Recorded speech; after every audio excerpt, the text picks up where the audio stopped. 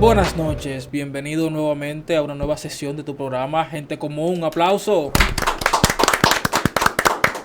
Antes que todo, recuerda suscribirte al canal, darle me gusta, activar la campanita, comentar e interactuar con nosotros. Puedes criticarnos, hablar mal, hablar bien. Toda crítica al final es recibida. Es recibida. Ahora, aquí para allá también vendrán críticas hacia sus comentarios, respuestas. Señores, estamos en otra sección de lo que son un tema que hablamos anteriormente. Exacto, lo habíamos compartido ya. Con Ingrid Cisnero. Que es enlace entre la Fiscalía y la comunidad. Exactamente, y hoy traemos a una persona que entiendo yo que es una de las personas mejor preparadas que ha pasado por este segmento.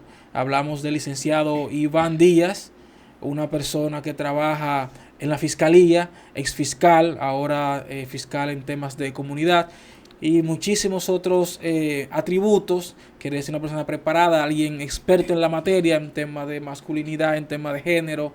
Entonces lo traemos a él en calidad de experto, sí, locutor y muchas otras cosas.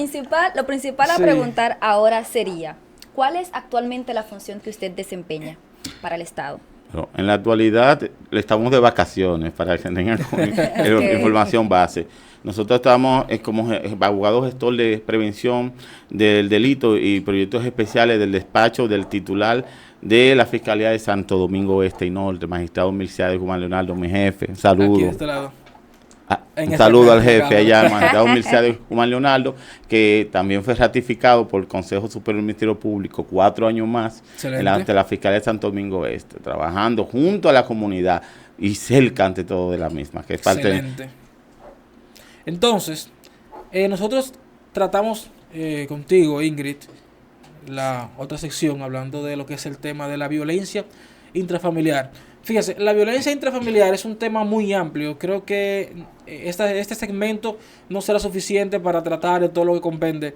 Hablamos de lo que es la función de enlace entre la Fiscalía y la comunidad, hablamos de casos específicos de violencia, hablamos de mujeres que van a poner denuncias falsas, hablamos de hombres que ponen denuncias falsas, personas que no tienen orientación a la hora de hacer una denuncia, personas que no tienen ningún tipo de evidencia y que son víctimas de las circunstancias.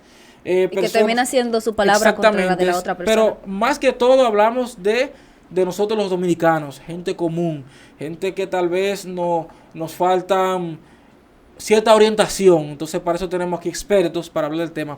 Entonces, por ejemplo, magistrado, en el tema, siguiendo el tema de la violencia intrafamiliar, siguiendo el tema del caso de un hombre que agrede a una mujer, ¿cuáles serían más o menos las causas que usted podría percibir en base a su experiencia que provocan una agresión, o sea, la causa más común, que provocan agresiones de hombres hacia mujeres, que son los casos que más frecuentes?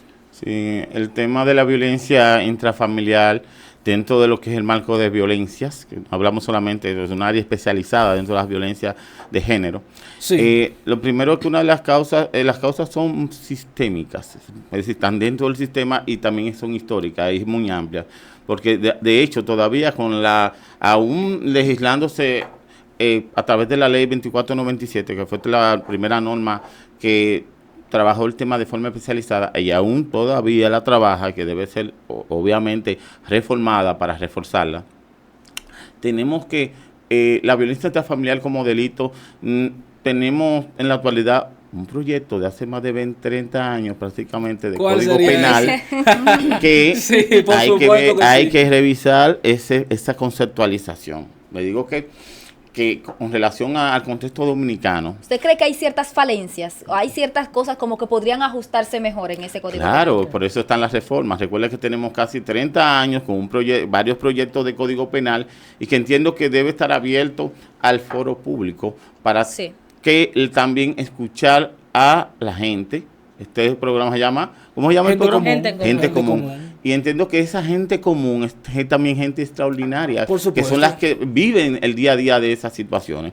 En las conductas antisociales que representa la violencia intrafamiliar, tenemos que, uno de los primeros, de las primeras variables está el tema de la pobreza. La pobreza te lleva a violencia, y violencia obviamente se desprenden esos tipos, que en este caso la violencia intrafamiliar, que donde los más vulnerables, como los niños, niñas, las personas envejecientes, las personas discapacitadas y las mujeres, son los más propensos a ser víctimas. Entonces, una pregunta. Entonces, al final, la violencia la creamos nosotros mismos, los seres humanos. Al final no son extraterrestres, somos seres humanos que la creamos. Entonces, como usted dijo, la violencia influye muchísimo en lo que es la calidad de vida de la persona. Porque ahí entraría, entiendo, la educación. Entonces, dentro del marco de su experiencia, el tema del manejo de las partes a la hora de un conflicto, entiéndase hombre, entiéndase pareja, o una riña entre hermanos, una riña entre vecinos, ¿cuál es el nivel de educación que la Fiscalía normalmente percibe a la hora de enfrentar casos comunes? No sé si la pregunta está bien elaborada o... Me dices el nivel de educación que la Fiscalía percibe. O sea, el manejo de las partes, es un manejo educado, que si por lo general, agresivo. Sí, no, sabemos de que, o sea, la parte de educación pues estaría en una parte muy amplia, porque hay personas que pueden tener una educación formal, pero luego comportarse como cavernícolas. Totalmente de acuerdo. Vamos a decir, si las personas,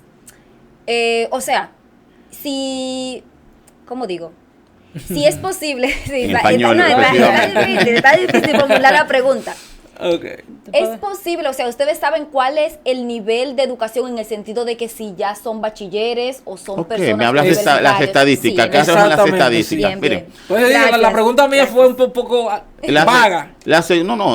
Fue específica, lo que pasa es que tenías que contextualizarla dentro de la variable, no se puede llevar ampliamente. Mira, la segunda pregunta que se responde, es como el seguimiento necesario de la primera pregunta. Culminamos la primera sección, que la violencia, ¿qué es? Violencia es conducta antisocial, para que tengamos un concepto general y que no entremos en discusiones filosóficas, ideológicas, que sepamos desde el principio ponernos de acuerdo qué es violencia. Violencia es una conducta antisocial que es reprochable penalmente, es decir, el Estado la castiga a través de sus leyes penales. Las leyes penales, las cuales tienen sanciones, en las cuales son privaciones de libertad, multa y también aplicación de medidas de protección. Hice un pequeño resumen de lo que es la ley 2497 en el contexto judicial. Mira, con relación al aspecto educativo, hablamos primero que uno del aspecto de la violencia, lo primero es que no tiene género. La violencia está dentro de la familia, afecta a todos en la familia, independientemente si es el agresor o la víctima, porque entran dentro de un círculo vicioso y que debe identificarse. Primero, en lo que tiene que ver con aspectos de nivel de educación, hay un mito sobre eso. Okay. Y te lo voy a indicar. Hubo recientemente un estudio que se hizo a través del mismo Instituto de Rehabilitación para Hombres, que dirige la Procuraduría General de la República, está en el Distrito Nacional. Sí, por supuesto. Ahí se reveló recientemente un estudio que lo pueden buscar en internet, donde dentro de los mitos que las personas señalan, que porque tiene menos educación es más violento, mayor la educación. No, eso no tiene que ver con la educación, y les voy a especificar, contextualizar y responderle de forma histórica. La educación puede estar incluida en muchos antivalores, porque a veces decimos educación, pero hablamos de forma muy vaga, muy amplia. Sí, por supuesto. Pero ¿qué tipo de formación tiene la escuela? Es bueno especificar que hablemos de formación. No. También la moral puede estar viciada, porque estamos hablando de un tema de tradición. Vivimos en un país machista, clasista, excluyente, donde hasta la educación que tienes, o la formación o el enfoque, con eso ya se crea conflicto per se. ¿Me explico? Una pregunta, ¿no sería más bien que la región latinoamericana hemos sufrido lo que usted acaba de mencionar, el tema de machismo, y no solo dominicana? Por ejemplo, el tema histórico, de México. Eso viene antes del descubrimiento de América, mi hermano. Eso viene de Europa. Eso es Made in Europa.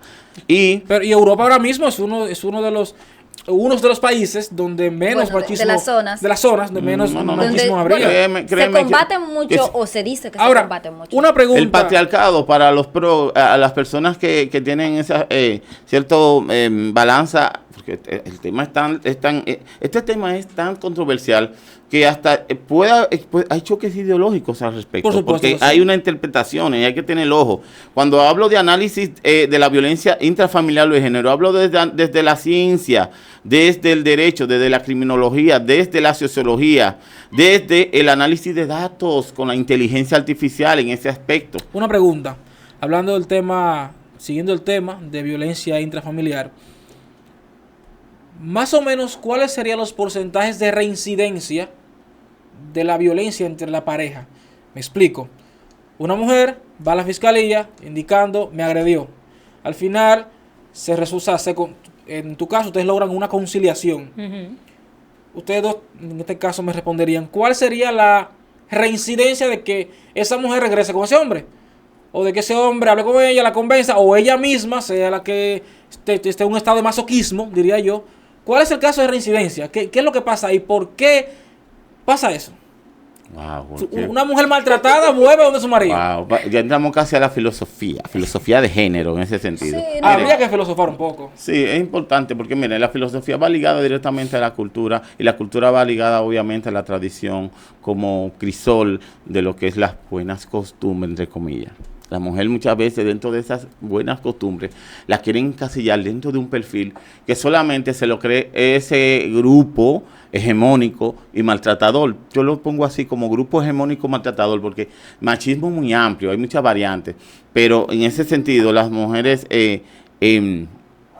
tienden a ser no solamente la víctima, también que convierte el sistema, las convierte como en una especie de filtro o a la vez canal de multiplicación de esos antivalores, mitos o prejuicios de género.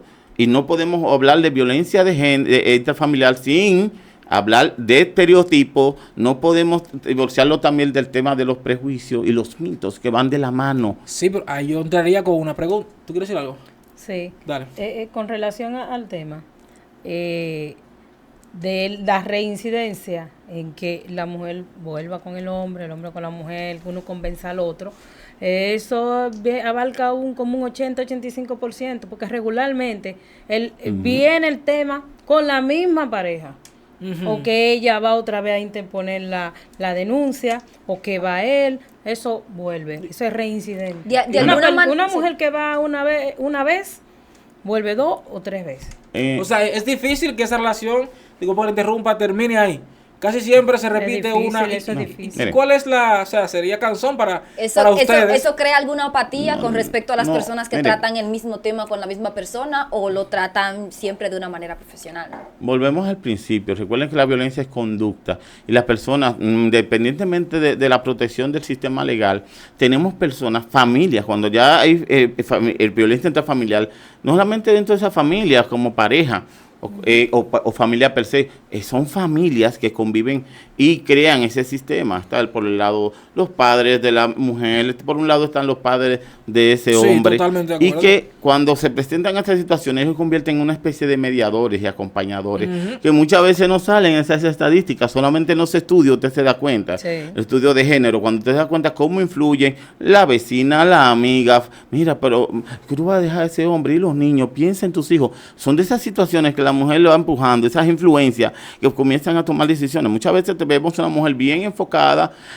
no me gusta utilizar el término empoderada, enfocada, educada y bien y decidida, ante todo. Con una determinación, determinar la relación, pero ¿qué sucede? Comienza la influencia del padre, la madre, que no lo deje, que ese hombre, que tú lo vas a meter preso y cómo va a mantener a los muchachos. Realmente la mujer en nuestro contexto dominicano es un ser humano, es una persona muy, pero muy explotada por el mismo sistema. No solamente desde la libertad, sino también desde la violencia. O sea, usted dice que la mujer actualmente está siendo explotada en ciertos grupos. Todavía sigue siendo explotada porque lo primero que hacen los grupos es atacar la mente a través de la mala educación y también de la educación distorsionada. Entonces, ¿cuál sería una de las posibles soluciones para ir mitigando ese tipo de comportamiento? O más bien la prevención. Prevención, pero ¿cómo? Vamos a contextualizarla. Okay. Prevención en educación en libertad. Tenemos que volver a la educación en libertad más allá del adoctrinamiento, de ese adoctrinamiento a través de las buenas costumbres, moral, social impuesta. Y no quiero, también choque con los grupos religiosos. Y la religión y Dios, mi papá Dios, yo soy un muy buen creyente en Dios. Igual les respeto la diversidad de creencias a los demás, pero hay un tema ideológico que se impone en estos temas. ¿Cuál sería la definición de lo que se llama buena costumbre? Es que no tenemos una definición específica, porque hablamos a nivel de ética, hablamos de buena costumbre, de valores, de esos valores, que los principios, que los valores, de esta tradición, ese tradicionalismo, ese Dios, patria, libertad que tiene, que no es el lema de nuestro estado, de eso es parte. Y el tema entonces de educación en libertad, ¿qué sería la educación? ¿Cómo lo trabaja? Sí. Qué bien, qué bueno. Mira, la educación en libertad la trabajamos desde los principios cardinales, racionales. Cuando abrazamos la racionalidad como valor, cuando abrazamos la igualdad ante la ley, oigan esto, la igualdad ante la ley entre hombres y mujeres. No en trato. Sí, también en trato. Ahí voy. Ahí voy. Es que el tratamiento debe ser igual. Espérense, es que estamos estando en debate. Usted me pregunta y yo respondo. No es un debate, no es un debate. Sí, es importante, es parte es un diálogo, porque si no, por supuesto, estuviéramos nosotros ahora mismo en un monasterio rezando, y no estamos aquí rezando, estamos analizando compartiendo ideas, claro. Compartiendo ideas para orientar a esa comunidad, a esa República Dominicana y otras partes del mundo que nos escuchan. Pero una pregunta, ¿no es ya la mujer igual ante la ley? ¿No se aplica eso? ¿Todavía hay diferencias de igualdades? Cuando las leyes entiendo que son claras a la hora de hablar de la igualdad. O al final la interpretación de la ley actualmente sigue beneficiando al hombre. O la aplicación. Miren, una pregunta, volvemos a la filosofía. Hay que filosofar. Hay un tema. De ahí se desprende la ley, en realidad. La ley desprende la filosofía. Lo que pasa es que el tema es tan amplio y siempre se vive dentro del diálogo. Tenemos que obligatoriamente, no vamos a la filosofía, no vamos a la ética, no vamos a la historia. Miren, en relación al aspecto de igualdad no se limita con la ley. Eso es una trampa. Porque la igualdad viene del trato, como dijiste al principio. Igualdad de trato, claro que sí, porque si yo soy persona, tú eres persona, ambos somos personas.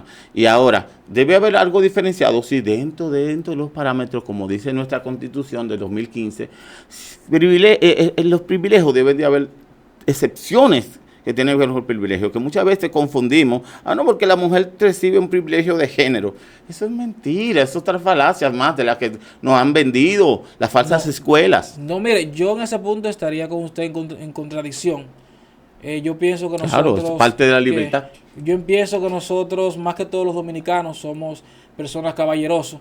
No es cierto que una mujer está quedada en un vehículo en la calle y aparecerán 5 o 6 hombres dispuestos para que hace ayudarla. Eso se ve a diario.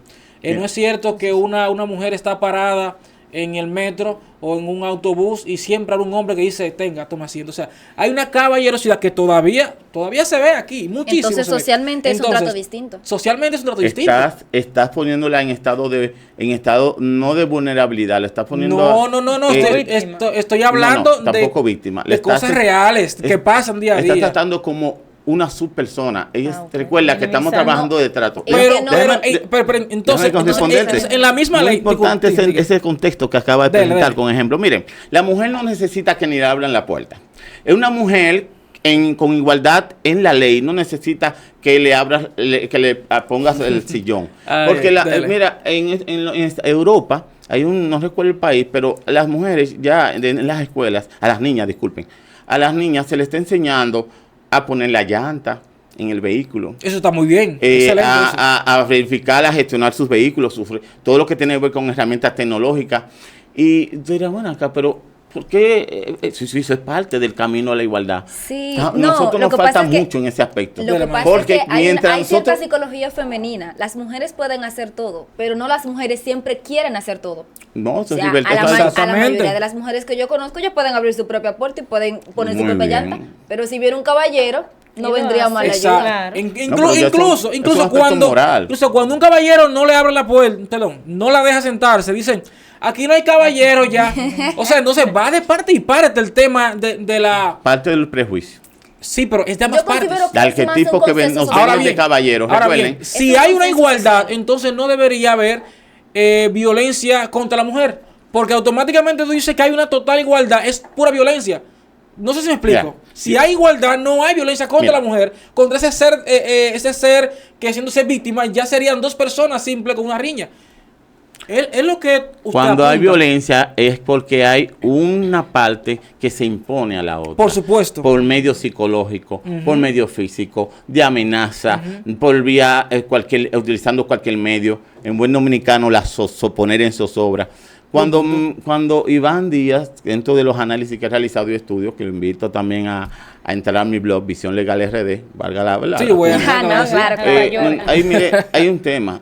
Cuando eres persona, eres completa, eres íntegra, no necesitas más que ciertos aspectos excepcionales de la otra persona. Muchas veces la misma cultura de la victimización y también la cultura de la esclavitud de género nos vende muchos temas que los compramos como verdad y no es así. Totalmente de acuerdo. Por eso el tema de la violencia, que miren cómo estamos trabajando la violencia intrafamiliar y no hemos ampliado, hemos salido de la esfera. Es muy importante saber que dentro de la familia, ¿cuál es el papel de la familia? La primera pregunta, para hablar de la causa, es la formación en valores y en principio, pero valores en principio para la libertad, para que esa persona pueda, dentro de este espacio común que le llamamos sociedad, pueda sobrevivir dentro del marco de las normas y de las buenas costumbres y de valores. Ahora, cuando hay conflicto, cuando aparece la violencia, es porque especialmente uno está forzando a hacer cosas que no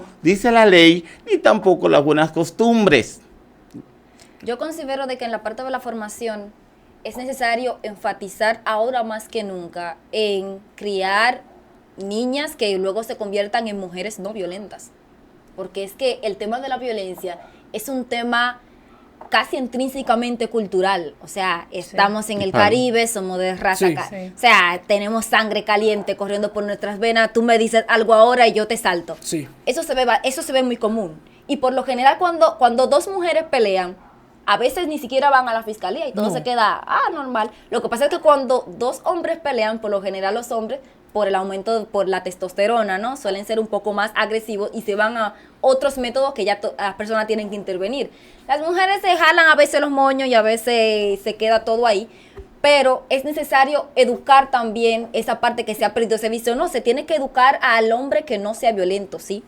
Y también se tiene que educar en la familia a la mujer que no sea violenta. Exacto. Eso sin contar que la mayoría de esos casos de violencia vienen de familias disfuncionales, familias que o hay una ausencia de padre o una ausencia de la madre, se crían por los abuelos, hay una situación, los tíos. Exacto, hay una situación de estrés de los adultos por falta de dinero, ese estrés lo descargan en los niños crecen traumados. O situación familiar interna, Sí. que suelen darse, o sea, que el niño viene subiendo con traumas. Que eso es lo que da lugar a que eso ocurra. Y otras cosas, a veces hablamos solamente de la violencia familiar, la familiar, pero entre las consecuencias tenemos a ese niño, como decía, traumado, y que es víctima de bullying en la escuela, que muchas veces decimos, ¿cómo está? ¿Por qué ese niño está triste? ¿Por qué está separado, está alejado? Y, pero ¿dónde está la fuente? Tenemos que volver y ver a la familia qué está sucediendo. Ese niño está siendo víctima de abuso. Eso va a crear un monstruo. Y obviamente, vuelvo y le digo, la violencia como conducta negativa y en el seno de la familia tenemos dos aspectos que es muy importante señalar. El aspecto de la posición de poder. En las familias tradicionales de nuestra querida República Dominicana tenemos que los controles generalmente la tiene el papá. La mamá toma un rol secundario, porque cuando viene el niño a quejarse con la mamá, ¿qué dice la mamá? Habla con tu papá. Mira, Lo que pasa es que por lo general la figura del hombre, y eso es algo psicológico, la figura del hombre... No, eso es cultural. Es psicológico. No, psicológico es la parte, pero que no podemos, bueno, digo, la plataforma de los temas que estamos hablando son culturales. son culturales, pero en la psicología los hombres representan algo para los niños, independientemente de la cultura. La mujer representa otra cosa. Un niño, la tradición. No, eso, bueno, en medicina, por ejemplo, los niños, desde su tierna edad hasta los 5 o 7 años, tienen un enorme apego hacia la madre. Y prácticamente es la madre a quien ellos obedecen. Más adelante, cuando el niño va creciendo, se va desarrollando ciertas hormonas, entra la adolescencia, ahí entra principalmente el rol del papá como la autoridad. Exacto. Vendría siendo. Entonces, es un conflicto. Señora, mire, este tema. Hay que continuarlo. Mire, este tema, yo quisiera que luego lo tratemos. Porque no estamos saliendo del tema, estamos hablando de respuesta, ¿verdad? Sí. No salimos porque. Lo que pasa es que el tiempo lo tenemos ya limitado. Me gustaría que usted diera un consejo a nuestros televidentes, nuestros teleusuarios, pero nos gustaría, claro, tener muchas más sesiones porque este tema está candente y 20 minutos, 25 minutos no es suficiente. Tenemos mucho que dar, mucho que discutir, mucho que debatir, mucho que hablar. Entonces, déle un consejo a la sociedad en tema de violencia o algo que usted entienda, para luego seguir en otra sesión hablando del mismo tema y dándole. Lo primero que le voy a agradecer, que no lo hice al principio, agradecer a este programa, a ustedes por la acogida. Estamos a la disposición de venir tantas veces que sea, de trabajar de diferentes temas, tanto del tema de la prevención de la violencia y desde sus diferentes enfoques, desde el punto de vista criminológico y del derecho, específicamente en la prevención. Miren, con relación, lo primero es que a mí no se me formó en la universidad para dar consejos, los abogados no damos consejos. Segundo, con relación al aspecto orientativo, que es lo que nos toca desde la perspectiva de la prevención, tengo un solo tip en ese sentido. Frente a la violencia intrafamiliar de género, cualquier tipo de violencia, decir no, denunciar ante todo. Y tercero, porque dije que iba a ser uno, pero me lo engañé, son 3. Bien. Y buscar ayuda. Recuerden que este tema es un tema especializado, es de expertos. Muchas veces podemos leer todos los libros del mundo, ir a todas las universidades del universo, pero solamente, como dice en buen dominicano, se dice, el corazón de la llama solo lo conoce el cuchillo. Es muy importante saber que cada víctima tiene quien le escriba. Cada víctima está ahí latente y tenemos que prepararnos para también darle el apoyo requerido.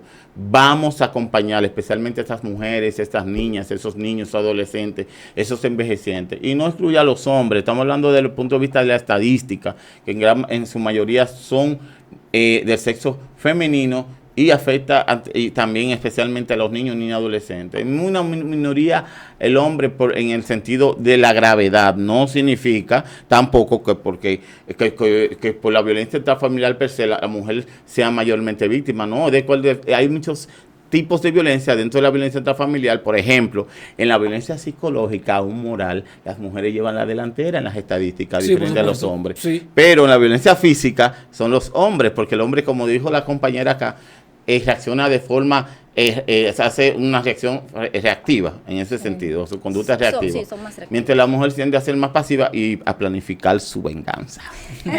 Nunca hagan enojar a una mujer. Señores, esto fue otra sesión de tu programa, Gente Común. Un aplauso y nos vemos la próxima.